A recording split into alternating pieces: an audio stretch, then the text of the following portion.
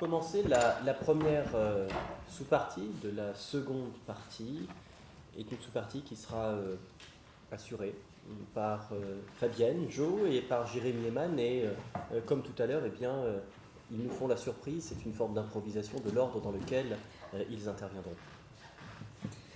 Merci beaucoup Ludovic pour d'abord cette introduction et nous laisser improviser, puisque notre coordination est peut-être un tout petit peu moins formalisée que celle des binômes précédents. Il n'empêche qu'on a quand même échangé, rassurez-vous, et qu'on ne devrait donc pas trop se marcher sur les pieds. Et donc, comme vous le voyez, c'est moi qui vais commencer.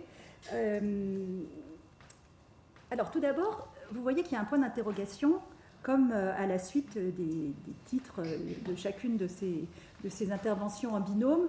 Et il me semble que pour la nôtre, le point d'interrogation est peut-être un peu superflu. Parce qu'il est évident que le Code de droit international privé français ne peut être qu'un complément de ce qui existe au niveau de l'Union européenne. Alors j'avais prévu un premier point sur cet aspect-là, mais ça, finalement, une fois qu'on a brandi le tableau, le panneau, hiérarchie des normes, autorité des règlements, on a quand même dit pas mal de choses.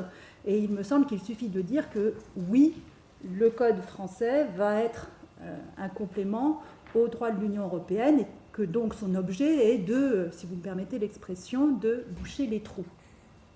Donc notre intervention à deux voix va plutôt être une intervention d'analyse de cette complémentarité du droit international privé français par rapport au droit international privé de l'Union. Et pour procéder à cette analyse, on a un prisme un petit peu différent, Jérémy et moi. Je vais essayer, moi, d'avoir une analyse un peu plus globale. Vous avez sur le programme le tableau de Gustav Klimt. Vous voyez, il y a certains endroits qui sont dressés à grands coups dessinés à grands coups de brosse. Donc moi, c'est ce que je vais faire. Je vais faire des grands coups de brosse. Et puis, Jérémy, lui, va plutôt essayer de dessiner les figures alors féminines, qui d'ailleurs sont la jurisprudence. Hein, donc, la bouche de la loi, comme les différents membres du groupe de travail ont été la bouche du droit international privé français. Donc de façon beaucoup plus fine et peut-être aussi un peu plus critique, d'après ce que j'ai compris. Enfin bon, je ne veux pas trop déflorer ton intervention.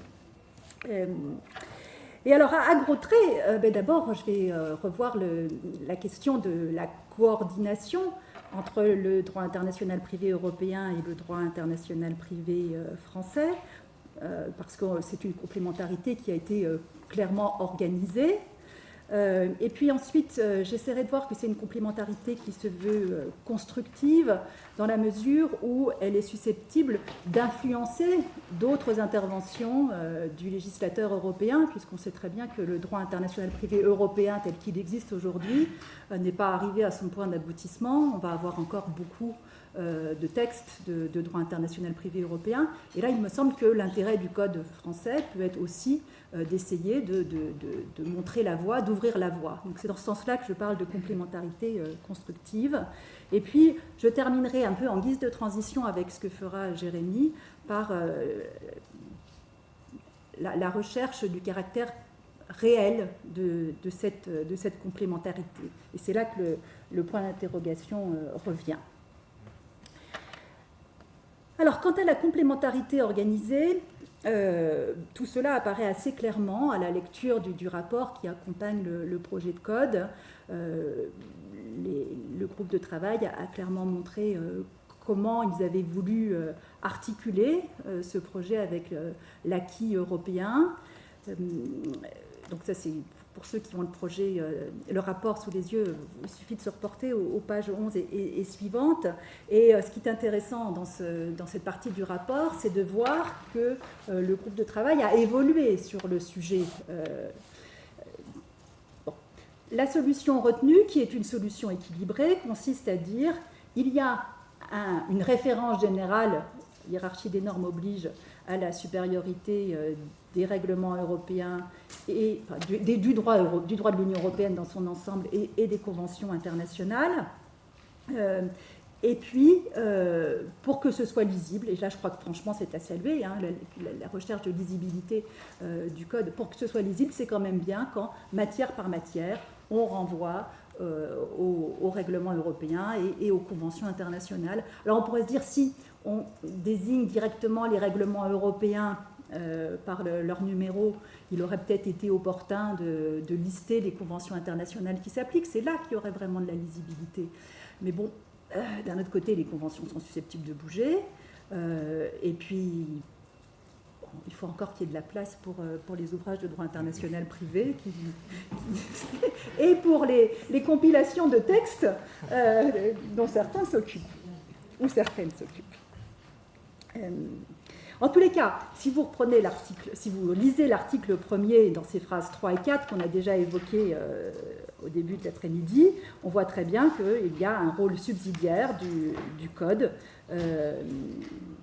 Alors, l'article 1er, paragraphe 4, suscite sans doute un petit peu de perplexité. Cela a été déjà relevé lors des débats qui se sont tenus au Comité français de droit international privé il y a peu. Peut-être que la théorie générale ne devrait pas se satisfaire de ne s'appliquer que dans le champ des règles spécifiquement françaises du droit international privé. Et Pierre Meyer notamment a fait remarquer que c'était un petit peu dommage que certaines règles sur la preuve du droit étranger soit, quand on relit l'article 1er, limité uniquement aux règles de ce code français et ne s'applique pas pour l'application des règles européennes. Mais bon, je ne vais pas entrer davantage dans les détails sur cet article 1er. Ce qui est intéressant de relever pour assurer la complémentarité du code français par rapport aux règles européennes, ce sont les différentes dispositions de coordination, d'articulation des sources, qui, comme je l'ai dit, est tout à fait utile pour assurer la lisibilité. Alors, reprenez le code, c'est pas systématique, j'y reviendrai peut-être tout à l'heure, mais c'est quand même presque... c'est pas une formule de style, parce que c'est très très utile pour la lisibilité, mais dans chaque matière, on nous rappelle que si celle-ci a été ou non appréhendée par des règles du droit de l'Union européenne. Alors, pour assurer cette complémentarité du droit français par rapport au droit de l'Union européenne, il est aussi décidé dans le projet de prolonger la coordination. Et cette prolongation de la coordination, elle est souvent bienvenue. J'en donnerai un exemple. Parfois, peut-être un peu insuffisante, et là aussi, j'en donnerai un ou deux exemples. Alors, pour le prolongement de la coordination, on peut s'intéresser à la question des régimes matrimoniaux. Il est dit que la loi applicable aux régimes matrimoniaux est bien sûr désignée par le règlement 2016-1103. Et puis, cette disposition est complétée par un alinéa qui indique qu'à l'occasion de la désignation de la loi applicable, il est possible aussi de désigner la nature du régime matrimonial choisi par les époux. Ça, c'est une question très classique pour dès qu'on fait un petit peu de droit international privé patrimonial de la famille, de savoir si quand on désigne la loi du régime, on peut aussi désigner au sein de cette loi tel ou tel régime. Ça a suscité beaucoup d'interrogations. Les solutions sont acquises. Là, c'est clairement dit dans le code qu'il est possible de désigner la nature du régime. Donc, voilà. C'est complet. Clairement, là, le code est complémentaire et va un peu au-delà pour avoir des solutions pratiques. Parfois, la complémentarité pourrait être sans doute mieux articulée, et je reste dans le domaine du droit patrimonial de la famille, pour aller sur le terrain du droit des successions. Là encore, selon la méthode souhaitée par le groupe de travail, on a un renvoi au règlement succession pour déterminer la loi applicable. Et puis, on a l'article 84 qui suit et qui dit que l'exception d'ordre public va pouvoir jouer pour écarter la loi étrangère, et on fait une référence, je crois que ça a été mentionné tout à l'heure, à la Charte des droits fondamentaux de l'Union européenne. Et là, je me suis dit, mais qu'apporte cet article 84 par rapport au règlement succession, qui comporte lui aussi une exception d'ordre public. Et il est évident que pour interpréter l'ordre public européen au sens du règlement succession, on va se référer à la Charte des droits fondamentaux de l'Union européenne. Et là, je me suis demandé s'il n'y avait pas une redite, alors qui s'explique sans doute par tous les débats franco-français sur le droit de prélèvement et tout à l'heure, mais qui, en réalité, est totalement inutile. Le règlement succession se suffit à lui-même pour décrire le droit international privé français des successions. Et donc, ça ne veut pas dire que tout l'article 84 est inutile. Il y a un alinéa 2 qui, lui, conserve sa pertinence, mais qui ne concerne pas directement l'exception d'ordre public quant à la mise en œuvre de la loi étrangère. Toujours dans cette phase de l'analyse générale de la complémentarité, on trouve dans le projet de code tout un ensemble de dispositions qui semblent assurer une coordination, mais cette fois implicite, avec l'acquis européen. Alors, c'est assez net quand on regarde l'article 9 sur l'accord procédural, qui donc formule vraiment les conditions attendues pour que l'accord procédural soit efficace. Donc de façon générale, et puis prévoit une exception pour tenir compte du règlement Rome 3, en disant que dans ce cas-là, l'accord doit être express. Là, je me suis demandé, toujours si dans l'objectif de lisibilité, il ne serait pas souhaitable que l'exception, à savoir l'accord procédural doit être express, ne devrait pas faire référence à la disposition qu'on trouve dans le règlement Rome 3, plutôt que de laisser entendre que pour le droit international privé français, on a une règle générale sur l'accord procédural et puis une règle précise qui sort, on ne sait pas trop où, pour la matière du divorce. Ça suppose que le lecteur connaisse le contenu du règlement Rome 3 quant à la possibilité pour les époux de choisir la loi applicable à leur divorce. Pourquoi pas le dire? Puisque de toute façon, l'idée, c'était...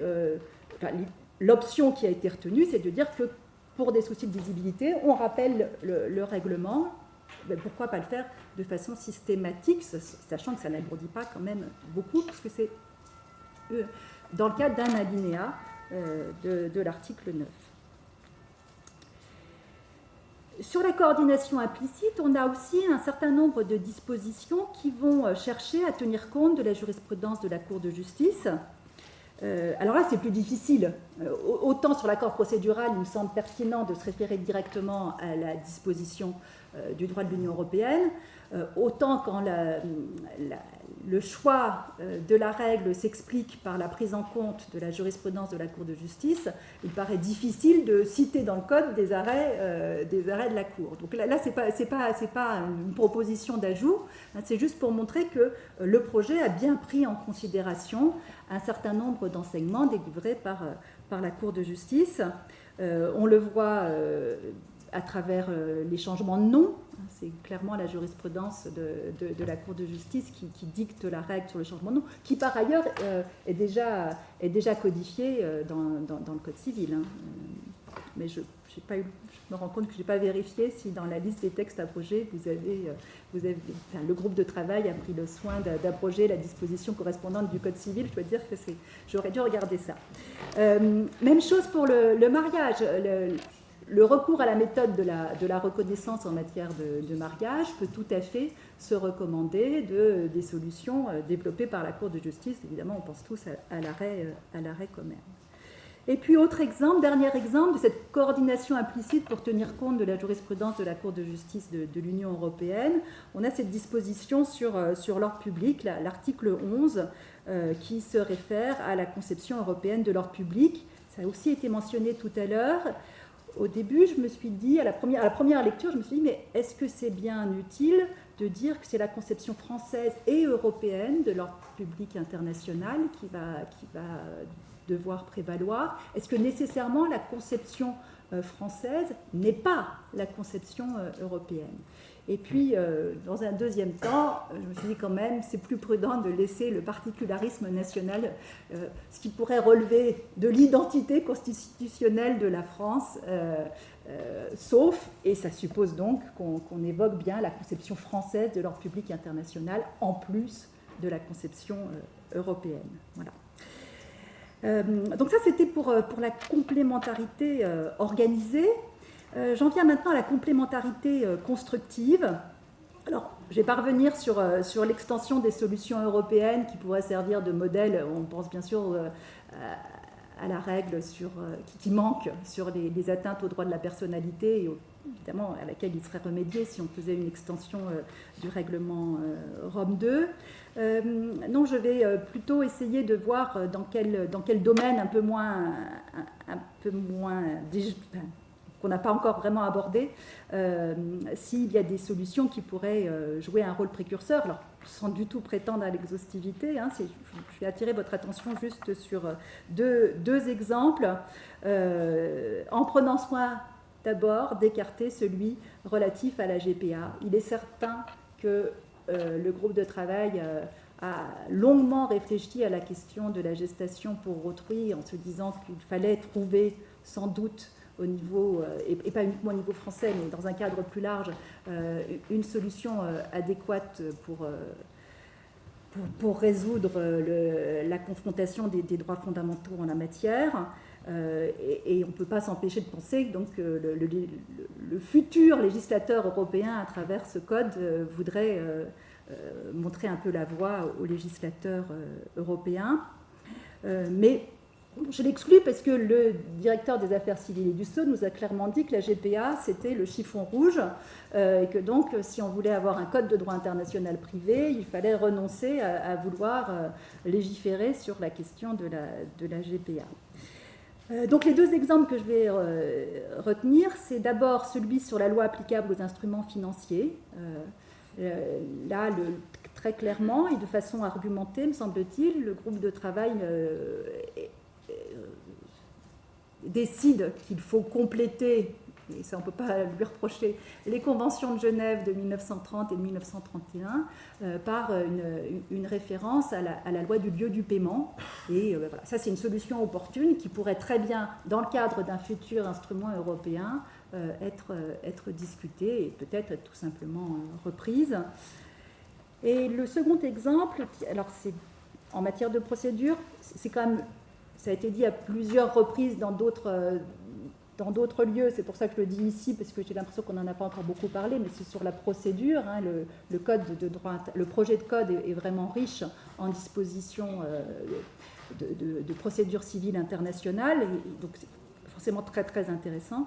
Et particulièrement, je trouve que la disposition sur la loi applicable à l'autorité de la chose jugée, que vous trouvez à l'article 186, est tout à fait utile et résoudrait un certain nombre de difficultés qui pour l'instant ont été portées devant la Cour de justice. On attend les réponses de la Cour de justice, on ne sait pas trop dans quel sens elle va statuer, et là encore peut-être que la disposition de ce projet de code pourrait influencer d'abord la Cour de justice et peut-être dans un second temps le législateur européen. J'en arrive à la question de savoir si on a une véritable complémentarité sur tous les points, et ce qui va me permettre d'ici une minute de te donner la parole, Jérémy. Certains ont déjà fait remarquer qu'il pouvait y avoir des lacunes au niveau des matières traitées dans le code. La question de l'arbitrage a déjà été évoquée ici. Peut-être qu'on pourrait imaginer qu'elle soit vraiment expressément exclue plutôt que l'on devine son exclusion. Dans le même ordre d'idées, est-ce qu'il ne faudrait pas préciser que le droit international privé, quelle est la conception du droit international privé que l'on a? Traditionnellement, en droit français, on a quand même 4 branches dans le droit international privé. À côté des conflits de droit et des conflits de juridiction, on évoque le droit de la nationalité et le droit des étrangers. Et c'est vrai qu'il n'y a rien dans ce code de droit international privé sur la nationalité et le droit des étrangers. Sans doute parce qu'on a une conception pour ce code du droit international privé qui qui est plutôt une conception européenne, ce n'est pas une conception française du droit international privé. Et donc, il faudrait peut-être le dire, et une façon relativement élégante de le dire serait tout simplement de dire que voilà, le droit international privé, normalement c'est ça et ça, mais pour le droit de la nationalité, on a des dispositions dans le Code civil auxquelles on renvoie. Et puis pour le droit des étrangers, on a l'article 11 du Code civil, et puis on a le Code de l'entrée, du séjour et du droit d'asile. Un renvoi pourrait peut-être bien montrer qu'on a, sans tout de suite embrasser la conception européenne du droit international privé, de toute façon, il est légitime de ne traiter que des aspects conflit de loi, conflit de juridiction. Alors, concernant toujours le risque peut-être d'incomplétude, évidemment, il y a des tas d'endroits où on pourrait imaginer que l'articulation se fasse autrement. L'articulation pourrait être perfectible, donc, soit sur le fond, soit sur la forme. Je vais donner deux exemples. Sur le fond, je l'ai évoqué tout à l'heure, au début de mon propos, c'est l'article 1er, alinéa 4, qui conçoit la théorie générale de façon trop étriquée. Il faudrait vraiment pouvoir utiliser les différents éléments de théorie générale qui figurent dans ce code pour appliquer des règles européennes et pas uniquement pour appliquer les règles qui figurent dans ce code. Quant à la forme, j'ai été surprise que l'article 17, qui donc est le privilège de nationalité, ne fasse pas référence à l'article 6, paragraphe 2 du règlement Bruxelles 1 bis. C'est pourtant important de savoir que l'article 17, qui d'une certaine façon reprend l'article 14 du Code civil actuel, l'actuel article 14 du Code civil actuel, il a été transformé sous l'effet du droit de l'Union européenne, et cette transformation du privilège de nationalité est passée sous silence dans le Code. Et là, de nouveau, pour une question de lisibilité, je pense que ce serait utile de le mentionner. Cher Jérémy, tu vas pouvoir poursuivre sur ces difficultés d'articulation. Merci beaucoup, chère Fabienne. Et tout d'abord, merci beaucoup au showrunner Ludovic Payet pour l'invitation à contribuer cette année. J'étais présent l'an passé, mais cette fois-ci, je suis invité à agir, en quelque sorte. Et je m'en réjouis. Je le remercie aussi de nous avoir confié finalement cette tâche de réfléchir à la complémentarité qui va permettre de reprendre en quelque sorte un peu la méthode de la codification qui a été suivie et de vous faire part d'un point de vue critique sur cette méthode qui me paraît en quelque sorte au milieu du gué. Alors soit on est allé trop loin, soit on n'est pas allé assez loin, mais il y a quelque chose ici qui pour ma part, me laisse mal à l'aise. Alors, je voudrais d'abord commencer, parce qu'on n'a pas fait, mais ce n'est pas un reproche, moi je m'étais interrogé sur la définition du mot complémentarité. Et j'apprends dans un dictionnaire, le Trésor de la langue française, que la complémentarité, c'est le caractère de ce qui est complémentaire. Donc, classique, très circulaire. Je vais donc chercher ce qui est complémentaire. Eh bien, c'est-à-dire ce qui constitue le complément de quelque chose. Bon, donc, je me suis dit, décidément, Ludovic ne nous aime pas, il nous a donné un sujet circulaire. Et puis finalement, j'arrive au complément. Donc, qu'est-ce qu'un complément ? C'est un élément nécessaire devant être intégré à un ensemble pour former un tout complet, de manière que rien d'essentiel ou d'utile ne lui manque. Voilà la définition. Donc la question posée essaie de savoir si le projet de codification est complémentaire du droit international privé de l'Union. La réponse est claire, oui, le projet est complémentaire, malheureusement uniquement de façon partielle. Et c'est là, me semble-t-il, toute la difficulté de l'œuvre qui a été entreprise. Encore une fois, c'est soit trop peu, soit soit trop, soit pas assez. Alors, expliquons-nous, parce que deux approches sont en quelque sorte concevables et elles interrogent en quelque sorte l'œuvre de codification elle-même qui a été entreprise.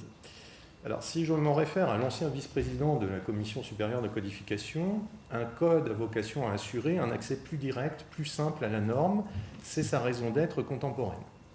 Et le rapport sur le projet de code de droit international privé insiste d'ailleurs en ce sens, puisqu'il conviendrait, je cite, d'améliorer l'accessibilité, la lisibilité du droit international privé français, et j'insiste sur les mots, droit international privé français, contribuant ainsi à l'attractivité de notre système juridique à l'étranger en constituant un corpus de règles claires et cohérentes. Dont acte. Mais mon malaise commence ici. De quel droit international privé français parle-t-on?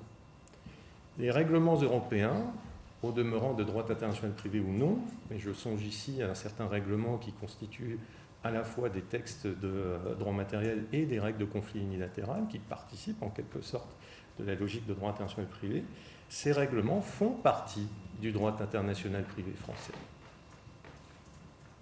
Donc, il ne s'agit pas de règles françaises, comprendre de sources françaises de droit international privé, mais il s'agit tout de même du droit international privé qui est applicable en France et qui est intégré à l'ordre juridique français. Donc, de ce point de vue, j'ai un souci de compréhension dès le départ de la répartition qui a été faite dès l'article 1er, de finalement ne pas pouvoir confier au droit de l'Union européenne une quelconque place dans ce code, sauf par renvoi, c'est l'objet de l'alinéa 3 de l'article 1er. Et si on peut y voir justement sous l'angle qui nous était donné de réfléchir une forme de complémentarité du droit international privé de l'Union, je vais faire tout ce que ne fait pas le droit international privé de l'Union, mais ça reste une position troublante puisqu'on arrive à un cloisonnement qui, dans les faits, quand on le met à l'épreuve, n'est pas totalement respecté. Et donc, on perd, me semble-t-il, en accessibilité, en lisibilité du droit, alors même que plusieurs règles et plusieurs même pans de règles sont parfaitement lisibles et parfaitement bien construites du point de vue de cette complémentarité, naturellement, pour tout ce qui ne relève pas du champ d'application du droit de l'Union et des titres de compétences attribués à l'Union européenne. Alors, c'est encore plus évident lorsqu'on lit l'alinéa 4 de cet article 1er, je le rappelle. Le livre premier du présent code ne concerne que les situations hors du champ d'application du droit de l'Union européenne et des conventions internationales. Et donc, je m'interrogerai dans quelques instants sur cet aspect-là des choses. Une seconde approche était naturellement possible, au-delà de ce qu'a rappelé Ludovic tout à l'heure avec la formule, je crois, d'Emmanuel Putman. Plutôt que de faire qu'un code interstice, on peut faire un code atlas ou finalement un entre-deux. Et il me semble que c'est un peu ce qui a été retenu par les rédacteurs du projet, prendre dûment en compte l'impératif de coordination qu'a relevé il y a un instant Fabienne, non seulement avec le droit international privé de l'Union, mais également avec les conventions internationales. Et ce faisant, eh bien, ils ont entendu, je cite à nouveau le rapport, déterminer avec précision le contenu et le champ d'application du code. Mais une fois encore, mon malaise vient du fait qu'il me semble que cet objectif n'est que partiellement atteint. Alors, je voudrais brièvement l'illustrer en commençant d'emblée par ne pas redire ce qu'a dit Fabienne, mais en abondant dans ce sens que la complémentarité est tout à fait présente dans ce code. Et je songe notamment aux dispositions relatives à la procédure, qui sont essentiellement et vraiment complémentaires. Je songe à la matière familiale, entendu Lato Sensu, mais je pense que Étienne Farnoux et Alain Devers nous montreront qu'il y a peut-être des cas de discussion. Je pense également à la matière du droit des biens, qui est éventuellement complémentaire, parce que nous sommes en dehors, effectivement, des titres de compétences de l'Union européenne en ces matières. Mais au-delà donc de certaines innovations par ailleurs, qui manifestent cette complémentarité, il reste que ce qui m'interpelle, c'est cette partie générale qui est hors du champ d'application du droit de l'Union et qui pourtant donne l'impression de vouloir y être ou de vouloir y référence, de même que ces renvois dans les parties spéciales à ces différents règlements de droit de l'Union. Alors, je prendrai juste référence à quelques aspects, qu'il s'agisse des règles de compétences de base sur compétences sur le fondement du domicile. Quand est-ce que ces règles vont être jouées dès lors qu'on est en dehors du champ d'application du droit de l'Union? Personnellement, j'ai vraiment beaucoup de mal à voir les hypothèses dans lesquelles on est concerné. Et j'ai repris le rapport qui nous explique que, attention, si on codifie dans certains domaines qui relèvent parfois du droit de l'Union, c'est parce que, n'oubliez pas, les possessions ultramarines françaises. Mais, reprenons l'article 68 du règlement, il est très clair que pour ces possessions ultramarines, c'est la Convention de Bruxelles qui continue à s'appliquer. Donc, je ne vois pas l'interaction avec ces cas de compétences générales. J'ai du mal à visualiser en quelque sorte, il y a sans doute des cas qui m'ont échappé, mais dans quel cas on pourra les mettre en œuvre. Il en va de même pour les clauses attributives de compétences. Le cadre général qui est fixé, alors il est très utile pour un cas particulier qui intéresse les transportistes, notamment sur la question de la transmission et de la circulation de la clause. Ça, c'est très utile et très bienvenu. Au moins, on clarifie la position française. Mais pour le reste, il me semble qu'il y a au mieux une redondance, mais je ne vois pas l'utilité pratique de cette vision, parce qu'il me semble que justement le droit de l'Union a trop phagocyté cet élément. Par ailleurs, la référence à l'ordre public, alors pardon, je ne reprendrai pas les termes que je considère qui pourraient évoluer, l'ordre public au sens du droit international privé, plutôt que d'ordre public international. L'ordre public au sens du droit international privé français, ici, il n'est pas seulement fait référence à l'ordre public français, mais également européen. Mais qu'est-ce que ça vient faire là? On est dans la théorie générale du droit français hors Union européenne. Pourquoi faire référence à l'ordre public au sens du droit international privé européen? Personnellement, j'ai du mal à voir la délimitation que l'on a voulu, concrètement. Et parce que le temps passe très vite, je dirais que finalement, le malaise que je ressens, c'est toute la difficulté qu'ont dû avoir les membres de la Commission dans l'œuvre de codification et dans le départ qu'il a fallu faire entre précisément ce droit international privé de l'Union, ce droit international de source conventionnelle et finalement la place, la portion congrue qui peut rester au droit international privé de source française. Je rappellerai aussi qu'il me semble qu'il faut que nous fassions évoluer nos logiciels. Le droit international privé de l'Union est aujourd'hui le droit commun et que le droit international privé de source française ne peut être au mieux qu'un droit complémentaire dans une perspective subsidiaire. Or, pour les cas d'attribution qui restera à évaluer. Donc, ma première remarque est la suivante. Est-ce que la complémentarité est compatible avec l'idée même de complétude qui est celle normalement d'un code? C'est toute la difficulté de l'objet et de l'œuvre qui est entreprise ici. Est-ce qu'on peut faire un code de droit international privé complet qui n'inclut pas et le droit de l'Union et le droit conventionnel? C'est une question ouverte. Est-ce que la méthode de la codification est la meilleure pour ce faire? Est-ce que ce n'est pas plutôt une loi de droit international privé accompagnée d'un certain nombre de décrets pour respecter la distinction constitutionnelle entre le domaine relevant de l'article 34 et celui de l'article 37 ne serait pas une autre forme peut-être plus utile et moins sujette à cet impératif de complétude qu'implique une codification. Deuxième remarque, la complémentarité, elle révèle toutes les difficultés de l'art de légiférer. Et ici, je tiens à citer Destouches parce qu'il me semble qu'il est légitime de rendre hommage au travail de la Commission. La critique est aisée, mais l'art est difficile. Et l'art de légiférer est extrêmement difficile et quand on vient à réfléchir, il est sans doute beaucoup plus facile de critiquer que de fabriquer et de construire. Donc j'en suis parfaitement conscient. Donc ma suggestion est la suivante, et vous verrez que, bon, c'est une suggestion relative. Il me semble que, à vouloir faire un code français de droit international privé, ou un code plutôt qu'un code de droit international privé français, puisqu'il est obligé dans ce cas-là d'intégrer les sources issues du droit de l'Union, qui sont notre droit international privé français aussi, eh bien il fallait procéder de façon unilatérale. Mais dans une perspective noble, pas l'unilatéralisme conspué et critiqué habituellement.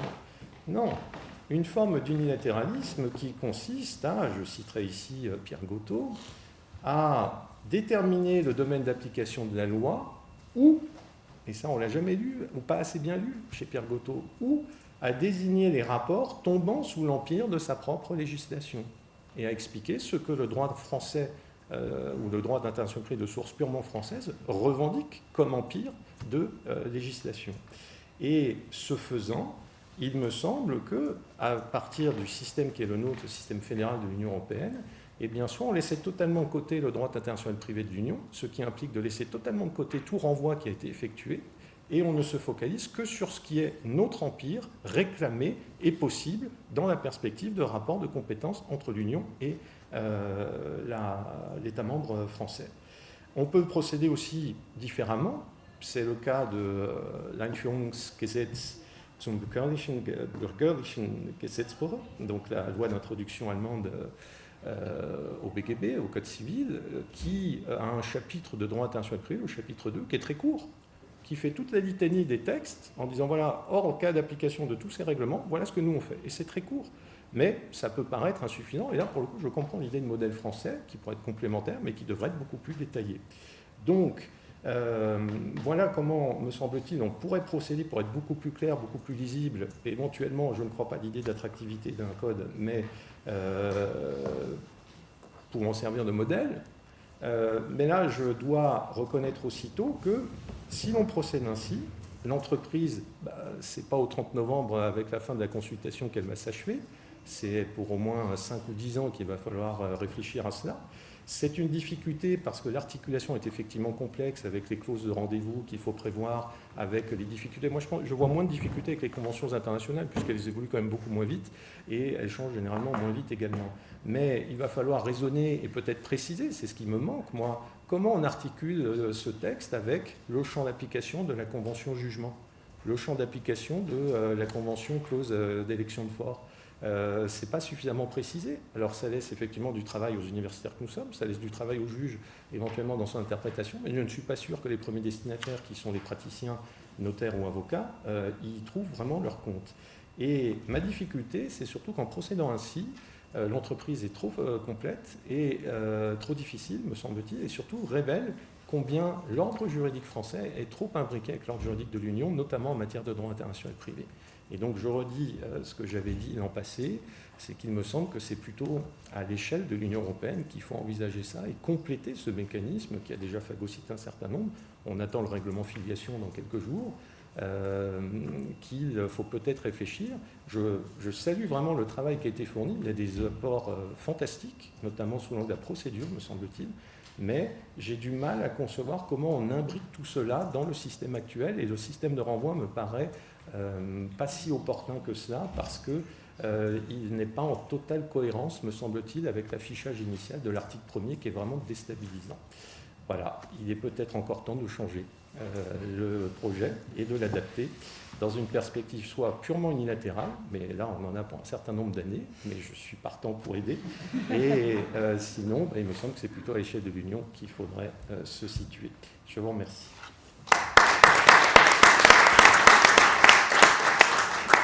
Merci beaucoup Fabienne, merci beaucoup Jérémy pour ces deux interventions qui, au regard de leur contenu et des partis pris et assumés, ne manqueront pas de susciter des questions. Mais avant cela, je vous propose de compléter vos premiers propos par cette interrogation qui porte cette fois-ci sur la cohérence de ce projet de code avec le DIP de l'Union. Et nous allons entendre ici Étienne Farnoux et Alain Devers, ou bien Alain Devers et Étienne Farnoux. Merci, cher Ludovic, c'est moi qui commence. Je voudrais te remercier vraiment très sincèrement pour cette invitation et à réfléchir sur ce sujet d'importance. Je voudrais aussi, comme l'a fait Jérémy Eman, saluer le travail vraiment absolument remarquable qui a été fait par les rédacteurs du projet. Et je voudrais les remercier aussi pour cet objet un peu fascinant qu'est ce code. Voilà, pour quand même un jeune chercheur que je suis, être confronté en première main à un projet de code, c'est une expérience pour laquelle je voudrais vous remercier. Une codification en cohérence avec le droit international privé de l'Union, ce sujet de la cohérence, ce sujet qui s'inscrit dans cette question sur l'articulation entre le projet et le droit international privé européen, elle pose une question qui est une question, je dirais, existentielle.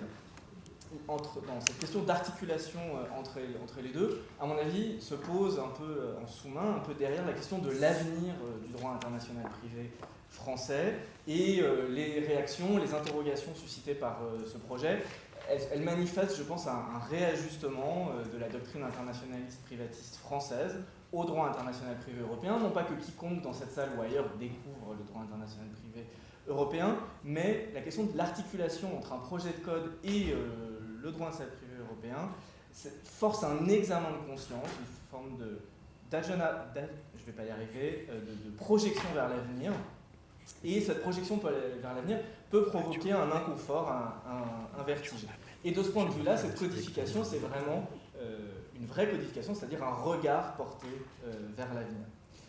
L'interrogation sur la cohérence entre le projet et le droit de l'Union, elle est révélatrice de cet inconfort qui peut naître.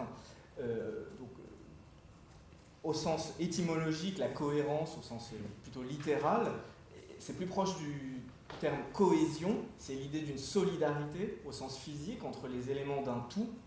Et en prenant un peu de recul par rapport à l'étymologie, l'idée de cohérence renvoie à celle d'harmonie, de rapport logique, d'absence de contradiction dans l'enchaînement des parties d'un tout.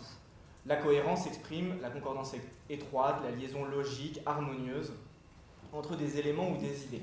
Et pour aborder ce sujet de la cohérence entre le projet et le droit international privé européen, je voudrais aborder deux perspectives différentes, la cohérence-harmonie et la cohérence-conformité. Pour moi, la cohérence-harmonie, c'est l'absence de contradiction dans l'enchaînement des parties d'un tout, sans lien hiérarchique entre ces éléments, mais la nécessité intellectuelle d'une correspondance, d'une harmonie.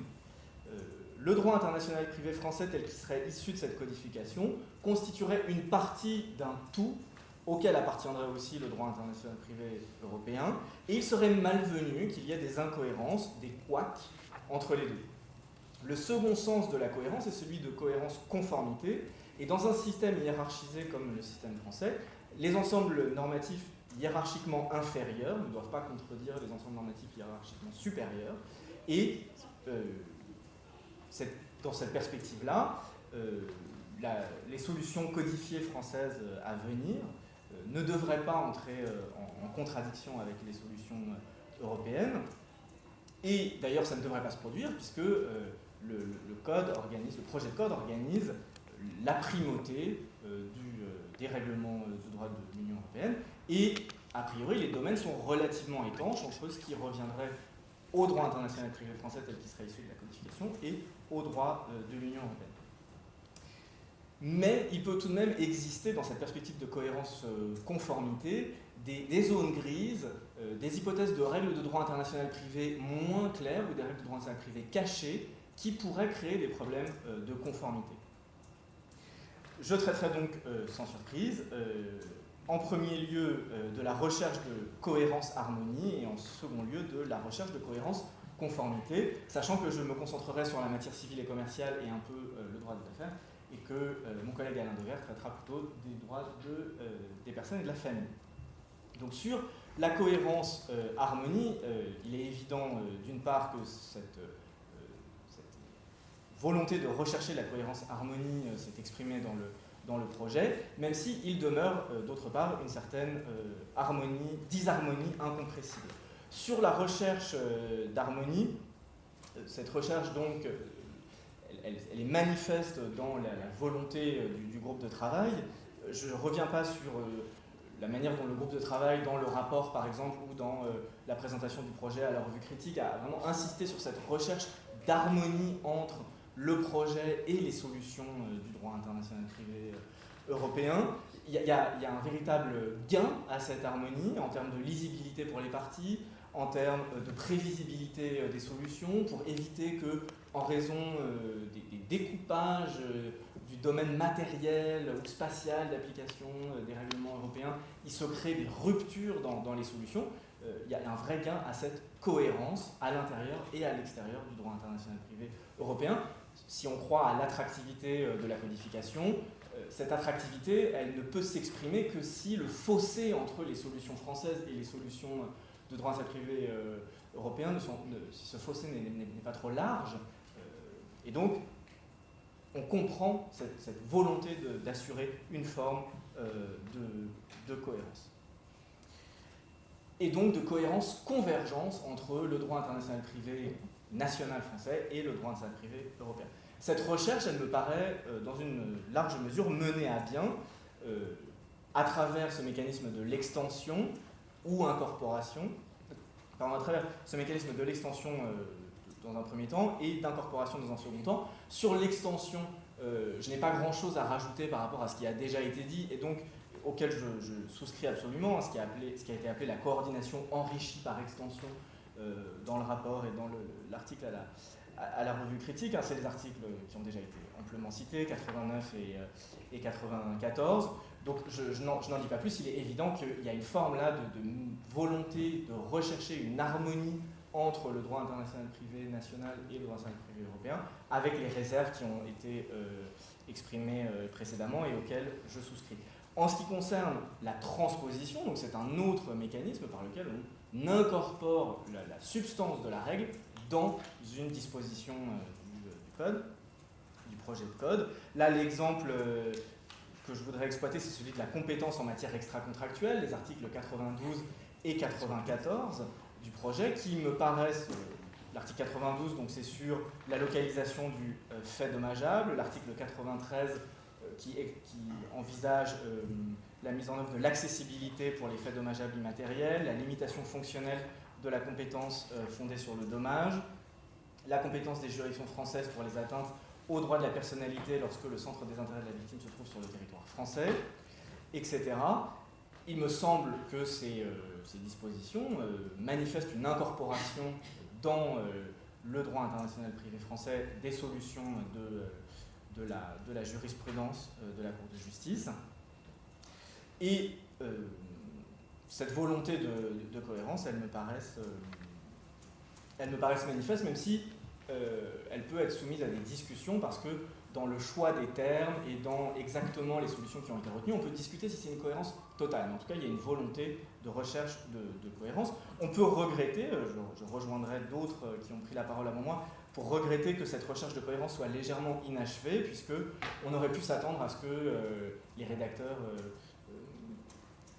envisagent des règles de compétences internationales et pas seulement le principe d'extension des règles de compétences territoriales internes. En effet, les articles 92 et 93 se trouvent un peu isolés par rapport à l'absence d'autres règles de compétences internationales.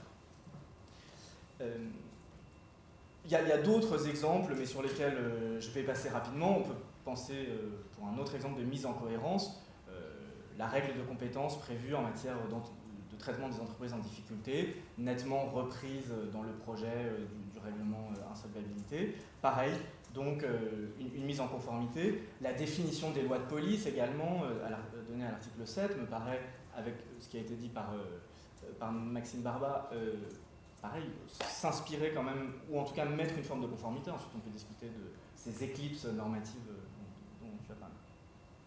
De même, la reconnaissance de plein droit des jugements étrangers à l'article 170 me paraît aussi être une forme de mise en cohérence du droit international privé français par rapport au droit international privé européen. Mais plus intéressant, les hypothèses de disharmonie inévitable. D'abord, est-ce qu'on peut les expliquer, ces hypothèses de disharmonie inévitable? La recherche de cohérence-harmonie rencontre des limites, l'une objective, l'autre subjective. Objectivement, la mission du droit international privé européen n'est pas la même que la mission du droit international privé commun.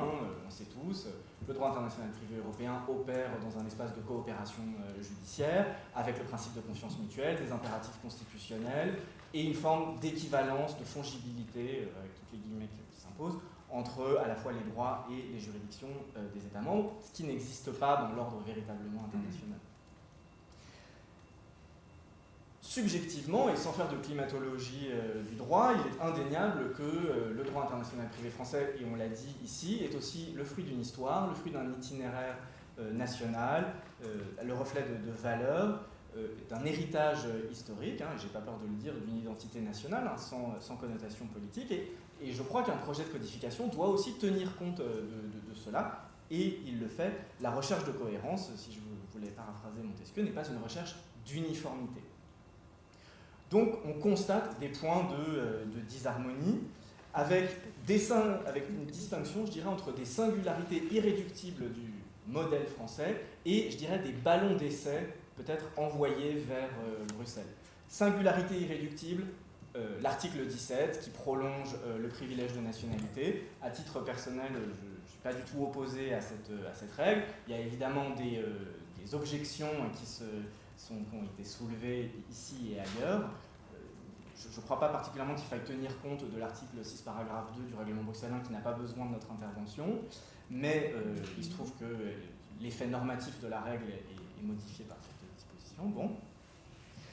Voilà pour le renvoi aussi peut figurer dans auquel le rapport dit que l'attachement de la jurisprudence de la Cour de cassation justifie que le renvoi figure dans la codification. C'est la singularité du modèle français, je dirais. Maintenant, les ballons d'essai, des légères incohérences entre le projet ou des légères disharmonies entre le projet et le droit international privé de l'Union européenne, mais qui pourrait inspirer le législateur européen à l'avenir. Par exemple, l'article 21, qui rend la règle de compétence impérative, mais sauf atteinte d'une particulière gravité au droit de la défense. Il me semble que c'est une règle équilibrée, c'est une règle qui pourrait avoir un avenir en droit international privé de l'Union. Autre exemple, alors là, sous réserve peut-être d'une discussion ultérieure sur la validité donc, des clauses attributives de juridiction asymétrique, l'article 26 qui a déjà été évoqué, tout en réservant l'hypothèse d'une exploitation abusive d'un déséquilibre économique. Donc dans une première approche, j'ai l'impression que cette règle s'applique lorsque le droit international privé de l'Union n'est pas applicable, j'ai l'impression, enfin en tout cas sous réserve d'une discussion ultérieure. Et je ne suis pas sûr que cette règle ait été vraiment inspirée par la volonté de se mettre en cohérence avec le droit de l'Union européenne, mais cette règle me paraît elle aussi équilibrée et elle pourrait inspirer peut-être le législateur européen lors d'une refonte du règlement Bruxelles 1, pourquoi pas. Autre exemple d'incohérence relative, le forum necessitatis, qui a déjà été mentionné par Maxime Barba. Oui, il existe dans beaucoup de textes de droit de l'Union européenne, mais il n'existe pas dans le règlement Bruxelles 1 bis pour des raisons techniques et politiques sur lesquelles je ne reviens pas, mais qui, là encore, il pourrait inspirer le législateur européen à l'avenir, et c'est quelque chose qui serait peut-être une bonne chose. Autre exemple, sur les lois de police étrangère, l'application par le juge français des lois de police étrangère dans le projet est plus flexible qu'en droit international privé européen. Et là encore, je pense qu'on serait nombreux à soutenir la possibilité dans le règlement romain d'une application plus flexible de loi de police étrangère. Voilà, donc une recherche de cohérence-harmonie générale, des hypothèses de disharmonie liées à des singularités irréductibles du droit international privé français, mais aussi des ballons d'essai vers Bruxelles.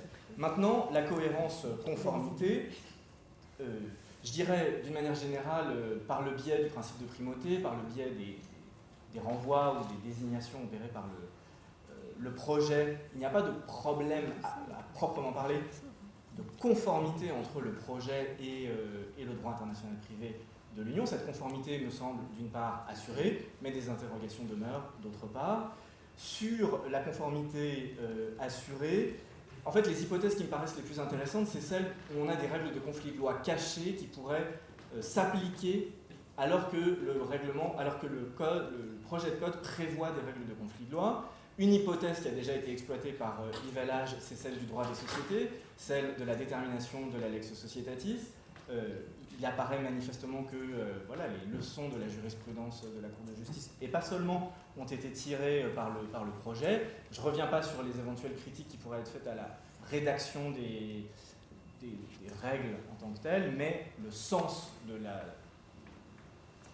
détermination de la lex societatis par l'immatriculation et le siège statutaire, c'est à mon avis le sens de l'histoire, en plus d'être le sens de la jurisprudence de la Cour de justice. Et on voit ici une hypothèse où la recherche de cohérence harmonie et la recherche de cohérence conformité se rejoignent, puisque comme l'a dit très bien Yves Allage, cette solution n'est pas limitée aux hypothèses transeuropéennes, mais aussi plus généralement dans le cadre international.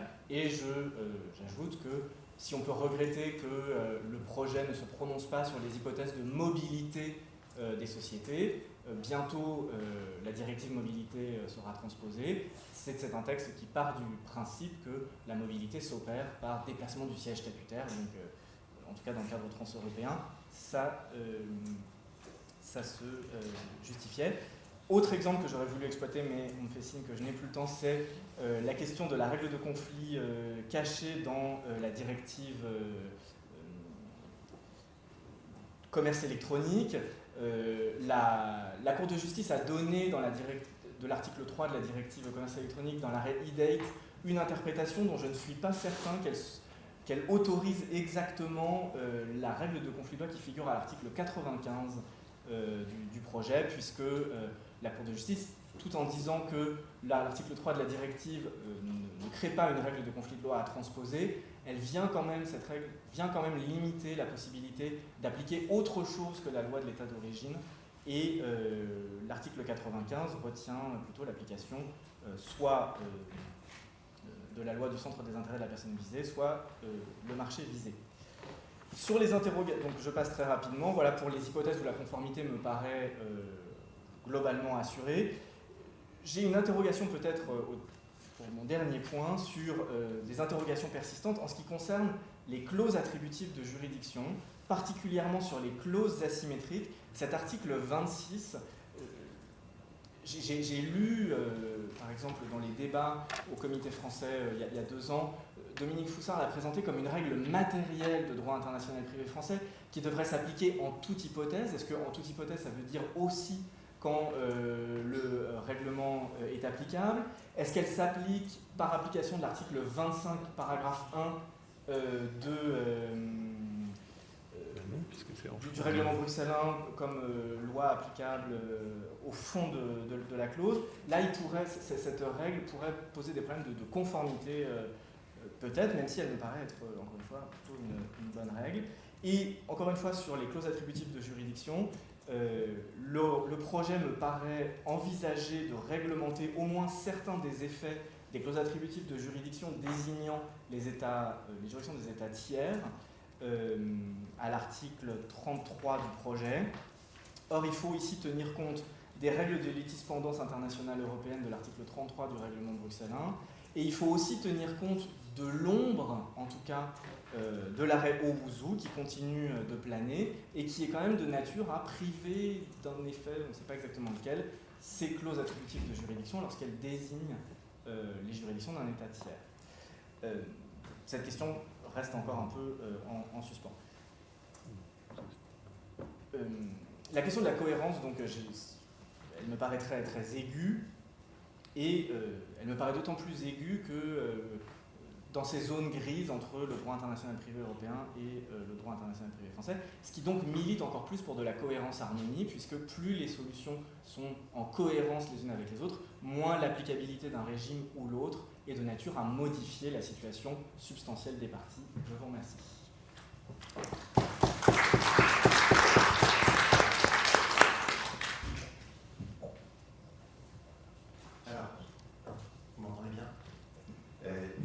Même si le temps est contraint, en un quart d'heure, commencer par des remerciements adressés à Ludovic pour avoir reconduit mon rôle dans la saison 2, j'en suis très heureux, et me lancer donc immédiatement, sans plus de transition, dans ce thème que moi j'ai interprété de manière très, très restrictive.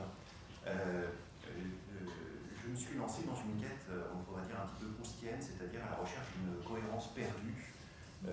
C'est-à-dire les problèmes d'articulation qu'il pourrait y avoir entre le code et les règlements européens, sachant que le code fait régulièrement des renvois aux règlements européens et on voit un système d'aller-retour. Et moi, je me suis vraiment concentré sur cette question pour voir si les allers-retours code-règlement, règlement-code sont fonctionnels ou s'il y a des petits points de grippage, des petits points de difficulté. Alors, sur cette appréhension du sujet, moi j'en reste délégué à l'ATA au droit positif de l'Union européenne. C'est donc aujourd'hui une cohérence du projet avec les règlements Bruxelles de terre, les règlements régime patrimoniaux, les règlements effet patrimoniaux des partenaires enregistrés, règlement aliment, règlement succession, règlement Rome 3 qui retiendront mon attention. Mais évidemment, il faudrait reprendre le travail demain avec les nouveaux règlements qui sont à venir sur la protection des adultes vulnérables et puis sur la filiation. Donc j'en reste vraiment au droit positif de l'Union européenne. Je laisse de côté, je fais litière de questions, mais je les signale juste en passant, des questions qui pourraient éventuellement être posées. C'est peut-être parfois l'imprécision terminologique du projet de code qui pourrait peut-être susciter des difficultés d'interprétation et des difficultés d'articulation avec le droit de l'Union européenne. Par exemple, le code parle du divorce, traite du divorce, mais la séparation de corps n'est pas traitée. Les articles sur le divorce vont évoquer la séparation de corps, mais on verra qu'il y a quelques petits trous, et donc c'est une question. Il y a parfois des variations terminologiques dans le code. On parlera des effets extra-patrimoniaux, et puis ensuite des effets personnels. Donc on peut se poser la question de savoir si on parle de la même chose entre les effets extra-patrimoniaux et les effets personnels. Et puis évidemment, on a des termes qui ne sont pas définis, effets extra-patrimoniaux, effets patrimoniaux, effets alimentaires, effets successoraux, que je ne vais pas décliner, et qui sont pensées pour permettre l'articulation et le renvoi vers les règlements européens, mais ces notions ne sont pas définies. Donc la question c'est, est-ce qu'on aura la même définition entre le code et la Cour de justice et les règlements? Peut-être qu'il y aura des différences de vocabulaire. Voilà, je laisse cette question-là de côté, et de manière assez traditionnelle, j'ai retenu un plan en 2 parties, 2 sous-parties. Je vais voir si j'arrive à traiter tout ça dans le temps imparti, mais je vais évidemment couper. J'ai donc pris un plan assez classique pour le droit de la famille et des personnes, c'est-à-dire que je me suis interrogé d'abord et intéressé d'abord sur les règles relatives au droit extra-patrimonial de la famille et des personnes, et puis j'essaierai de dire quelques mots sur les règles relatives au droit patrimonial des personnes et de la famille. Les règles relatives au droit extra-patrimonial de la famille, ben là encore, je vais, là encore de manière assez classique, me pencher d'abord sur des règles relatives au couple, et puis après des règles relatives à l'enfant.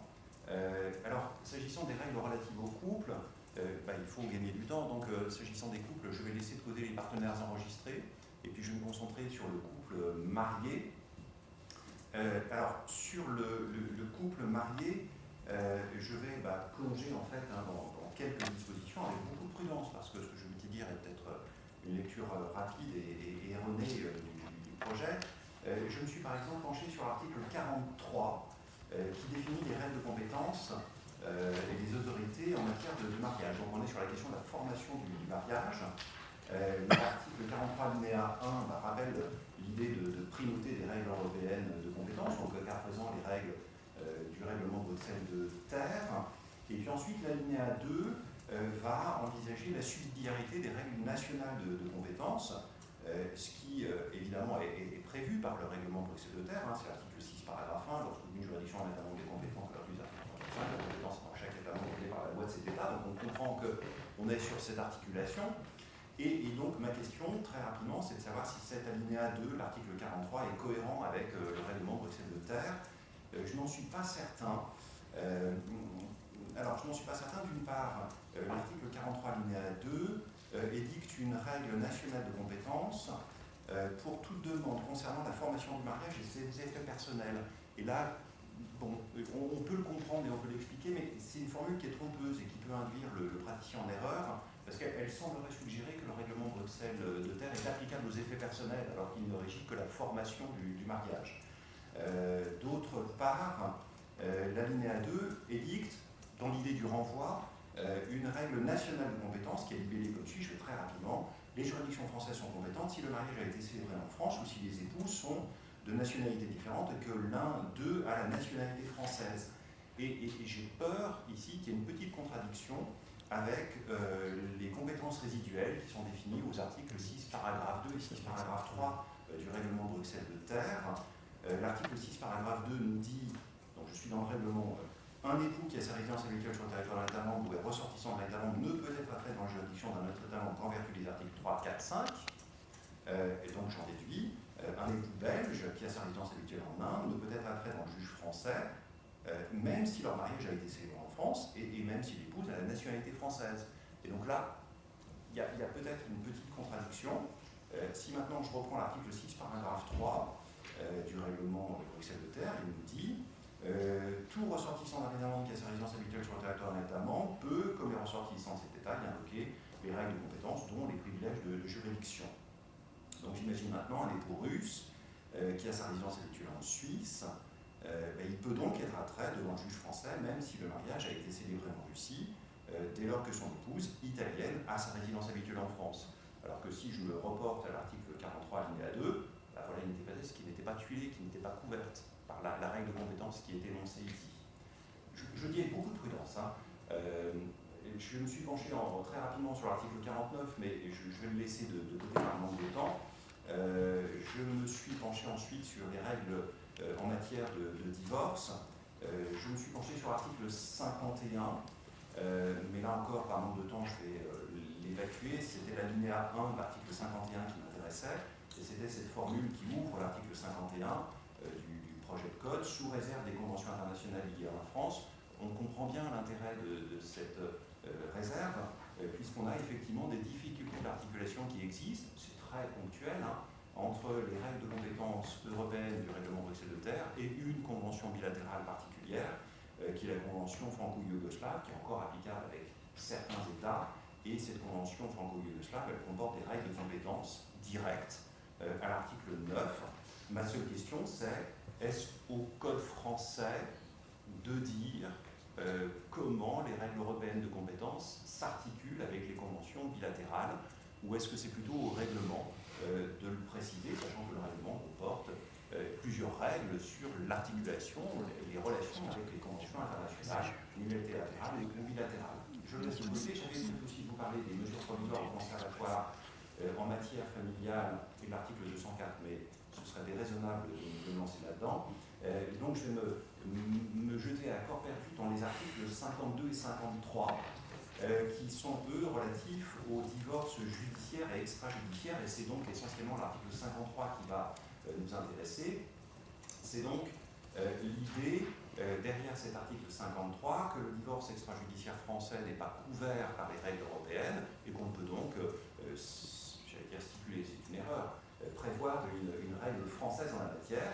Donc on nous dit à l'article 53, lorsque les juridictions françaises sont compétentes pour prononcer un divorce, les époux peuvent conclure une convention de divorce conformément aux articles 229-1-4 du Code civil, et le rapport du groupe est très clair sur le fait qu'il s'agit ici de combler une lacune de la réglementation européenne.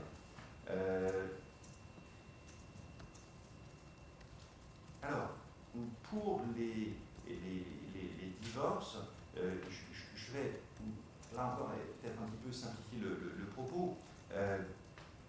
Est-ce que cet article 53 est cohérent avec la réglementation européenne? Alors, à l'évidence, il l'est. S'agissant des divorces extrajudiciaires français antérieurs au 1er août 2022. Puisque là, vous connaissez évidemment la jurisprudence qui a déjà été évoquée tout à l'heure, la jurisprudence Edmond-Maniche.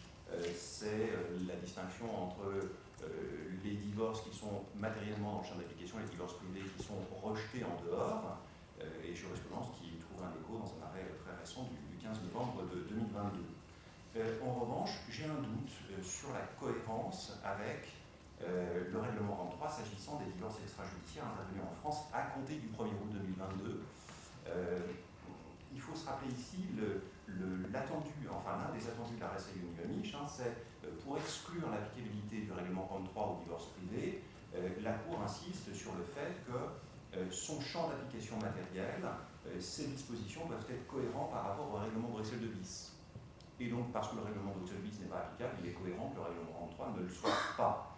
Or, évidemment, je ne vous apprends rien, le règlement Bruxelles de terre intègre matériellement dans son champ d'application les divorces extrajudiciaires, dont le divorce extrajudiciaire français, et dès lors que le divorce extrajudiciaire français entre dans le champ d'application matériel du règlement Bruxelles de terre, il est légitime de se demander si le divorce extrajudiciaire français n'entre pas par contre-coup dans le champ d'application matériel du règlement Rome 3.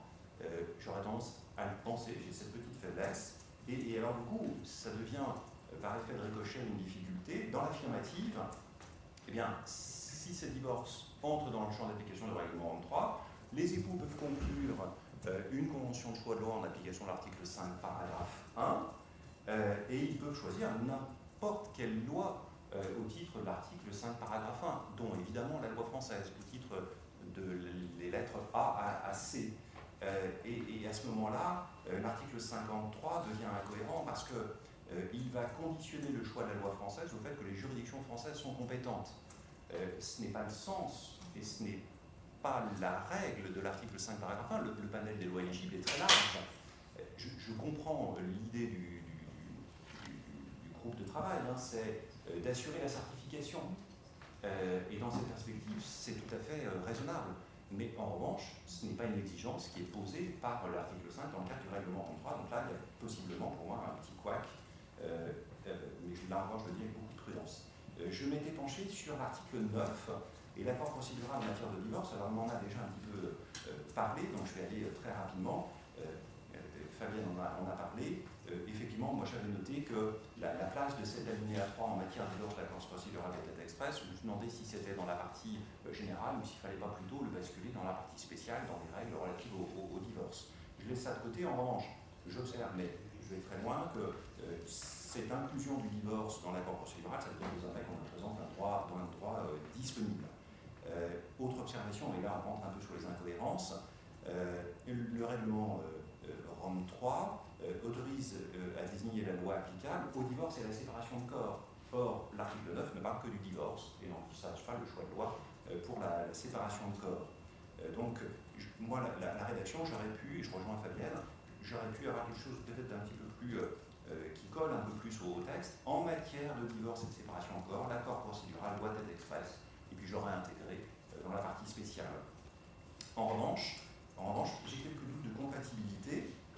Le règlement Rome 3, article 5, paragraphe 3, nous dit « Si la loi du fort le permet, les époux peuvent également désigner la loi applicable devant la juridiction au cours de la procédure. Dans ce cas, la juridiction prend acte de la désignation conformément à la loi du fort. » Et donc, pour coller à la lettre, on aurait pu dire « Les époux peuvent désigner la loi applicable devant la juridiction française au cours de la procédure. » Mais j'ai deux interrogations. Le temps file, deux interrogations, l'une sur la forme de l'accord procédural, l'autre sur le fond.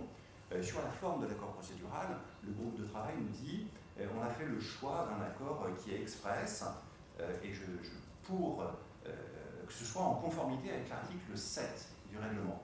Et là, c'est là que j'ai peut-être une divergence de point de vue. À bien y regarder, les règles de forme de l'article 7, à mon avis, ne s'appliquent pas à l'article 5, paragraphe 3. Parce que l'article 5, paragraphe 3, parce que l'article 7, lorsqu'il définit les règles de forme, nous dit la convention visée à l'article 5, paragraphe 1 et 2, est formulée par écrit et daté. L'article 7 ne vise pas le paragraphe 3. Il vise simplement la convention de choix faite hors procédure. Et donc ces règles formelles n'ont pas, à mon avis, à être mécaniquement appliquées. L'article 7 n'envisage que les paragraphes 1 et 2 et pas le paragraphe 3. Mais ceci dit, le paragraphe 3 dit que la loi du fort peut autoriser l'accord procédural. Donc le projet de code est parfaitement légitime à exiger un accord procédural express. Mais ceci dit, en pratique, et là je prends une casquette de praticien, je n'aurais pas non plus été choqué qu'un accord procédural sur la loi applicable dans une procédure de divorce puisse résulter de conclusions concordantes des parties. Alors, on pourra faire un acte d'avocat, ce sera un choix express, mais je n'aurais pas été choqué par l'autre solution qui était l'accord implicite.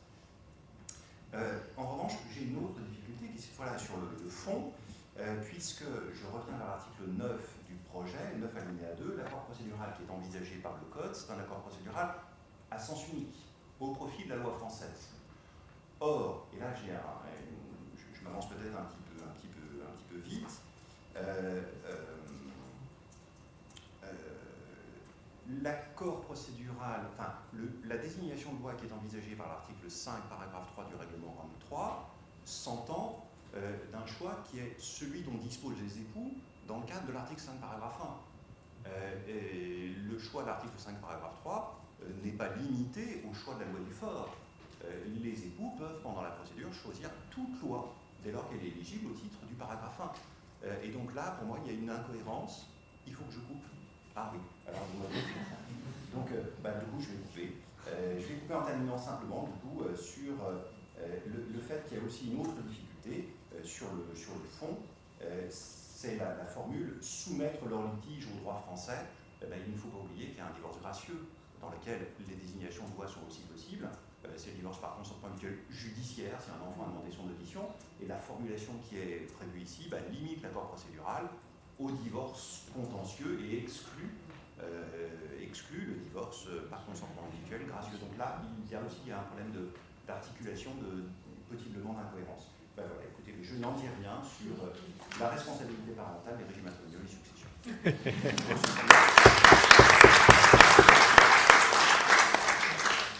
Je suis désolé d'avoir ce rôle navrant du metteur en scène qui doit couper les scènes les plus intéressantes. Je ne doute pas que je parvienne à trouver le moyen de valoriser les travaux qui ont été menés, les travaux de recherche particulièrement intéressants. Je souhaitais simplement conserver dans le temps qui nous est imparti un temps d'échange et puis conserver le temps évidemment de conclusion que Marie-Laure Niboyer nous réserve. Alors justement en tant que showrunner, je vais me permettre de briser le quatrième mur parce que j'aurais souhaité faire une réaction sur l'ordre public international et européen qui a été évoqué par Fabienne et par Jérémy sur l'article 11. Alors c'est plus une remarque que véritablement une question. J'avoue que Jérémy, j'ai réagi pour le coup. Et c'était bien le but de l'exercice et tu as parfaitement rempli ton rôle pour le coup. Alors, Fabienne nous a dit conception française et européenne. Elle disait à la fin de la première phrase de l'article 11, il y a, ou du moins tu t'es interrogé sur le risque de redondance entre les deux, parce qu'évidemment, ce qui est européen, de source européenne, est intégré dans l'ordre juridique français. Et Jérémy nous dit, mais à quoi ça sert de marquer européen, puisqu'on est en dehors du champ d'application du droit de l'Union? Je simplifie un peu, mais il me semble que c'est le sens de ton propos. Alors là, évidemment, je bondis. Je bondis. Pourquoi? D'abord, je réagis à Fabienne. Pour moi, certes, il peut y avoir une redondance, mais le mot européenne a un véritable effet utile. C'est celui de dire au juge, attention, il n'y a pas que la conception française. Il faut aussi prendre en considération les deux Europes. La Convention EDH, puisque la Cour de cassation a intégré la Convention européenne des droits de l'homme dans le contenu de l'ordre public international, et il faut prendre en compte le droit de l'Union européenne, car même en dehors du champ d'application du droit de l'Union, le droit de l'Union produit un effet, et qui mieux que Jérémy Eman, auteur d'une thèse théorisant le conflit diagonal, peut affirmer que les libertés de circulation devront être prises en considération. Et là, il y a peut-être un signal, alors sans doute j'extrapole les débats qui sont ceux du groupe de travail, mais je me dis qu'il y a peut-être là une indication faite au juge, attention, pensez à vérifier votre solution au regard des droits de l'homme, le résultat est-il conforme aux droits de l'homme, d'une part, d'autre part, le résultat est-il conforme à l'application des libertés de circulation en dehors du champ d'application. Et puis même, et peut-être là Cyril me rejoindra, je pense toujours à mon article 19 TFUE et à l'audace de la Cour de justice qui dépasse le champ d'application pour le domaine du droit de l'Union. Enfin, je n'ai plus les termes exacts de l'expression de l'article 19, mais la protection juridictionnelle effective, elle a complètement débordé. Et là, il y a aussi un champ potentiel pour les exigences d'indépendance et d'impartialité. En revanche, moi, ce qui m'inquiète le plus, c'est le mot conception européenne. Et là, ça me fait peur parce que j'ai peur que la conception française soit cadrée par la conception européenne en dehors du champ d'application du droit de l'Union. Je m'explique. On a quand même une jurisprudence. Tu m'as bien compris. Oui, mais j'ai peur de t'avoir compris. On a une jurisprudence, et là-dessus, bon, on a tous les deux travaillé les arrêts Diageo Brands et Meroni notamment, mais je pense à Trade Agency également. C'est le cadrage de l'exception d'ordre public international par la Cour de justice de l'Union européenne. Et j'ai peur qu'on puisse voir là un travers, que ce puisse être utilisé pour nuire à la conception française, réduire la conception française en dehors du champ d'application, en y appliquant la conception européenne qui est un peu plus réductrice. En revanche, je m'étonne, ou alors tu n'en as peut-être pas eu le temps, mais que tu n'aies pas abordé l'article 11, alinéa 2. Est-ce que je peux vraiment appliquer la proximité à ma conception européenne de l'ordre public international? Alors pour la CEDH, il me semble que dans l'arrêt Harouch contre France, on avait des éléments qui tendaient à intégrer la proximité ou à la prendre en considération, et puis de toute façon, j'ai envie de vous dire, la proportionnalité, ça permet de tout intégrer, donc pourquoi pas, confère Sébastien van Drogenbroek. En revanche, pour la Cour de justice, compte tenu des règlements de l'Union, de la référence à la charte dans les règlements succession, et puis les règlements effets patrimoniaux des partenariats enregistrés et régimes matrimoniaux, je ne sais pas si la Cour de justice est aussi ouverte à la proximité ou alors à une proximité européenne. Là, il y aurait un débat plus important à avoir. Voilà, c'est la remarque que je souhaitais faire, en tout cas sur ce point particulier. Et je laisse évidemment la salle compléter ou poser d'autres questions s'il y en a.